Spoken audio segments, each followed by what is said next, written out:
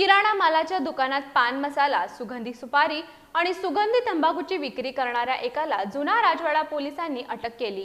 रामचंद्र पाटील असं त्यांचं नाव असून न्यायालयाने त्याला 1 दिवसाची पोलीस कोठडी सुनावली आहे।